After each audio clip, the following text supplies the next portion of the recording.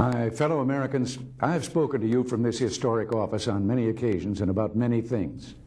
The power of the presidency is often thought to reside within this Oval Office. Yet it doesn't rest here.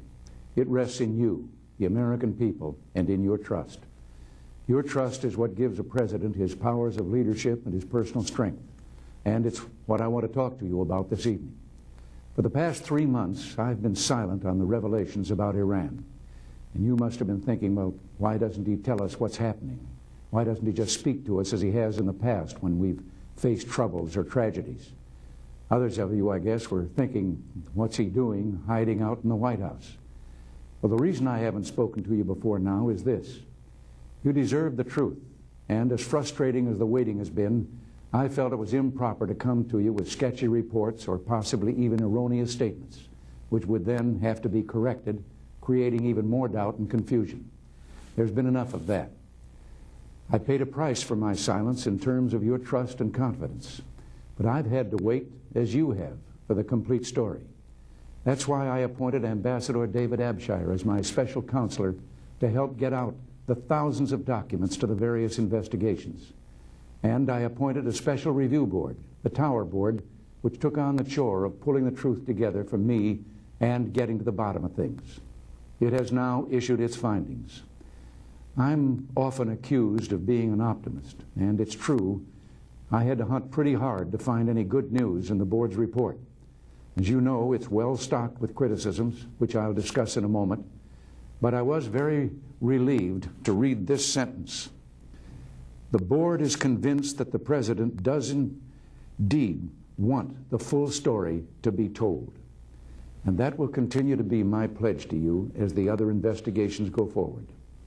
I want to thank the members of the panel, former Senator John Tower, former Secretary of State Edmund Muskie, and former National Security Advisor Brent Scowcroft. They have done the nation, as well as me personally, a great service by submitting a report of such integrity and depth. They have my genuine and enduring gratitude. I've studied the board's report. Its findings are honest, convincing, and highly critical, and I accept them. And tonight, I want to share with you my thoughts on these findings and report to you on the actions I'm taking to implement the board's recommendations. First, let me say I take full responsibility for my own actions and for those of my administration. As angry as I may be about activities undertaken without my knowledge, I am still accountable for those activities. As disappointed as I may be in some who served me, I am still the one who must answer to the American people for this behavior. And as personally distasteful as I find secret bank accounts and diverted funds, well, as the Navy would say, this happened on my watch. Let's start with the part that is the most controversial. A few months ago, I told the American people I did not trade arms for hostages.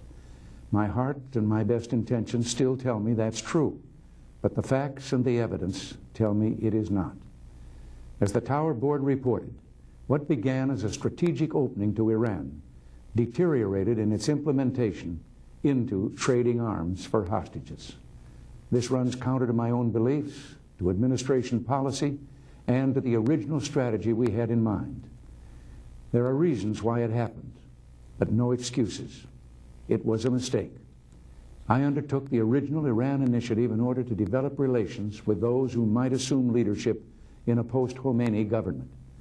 It's clear from the board's report, however, that I let my personal concern for the hostages spill over into the geopolitical strategy of reaching out to Iran. I asked so many questions about the hostages' welfare that I didn't ask enough about the specifics of the total Iran plan. Let me say to the hostage families, we have not given up. We never will. And I promise you we'll use every legitimate means to free your loved ones from captivity.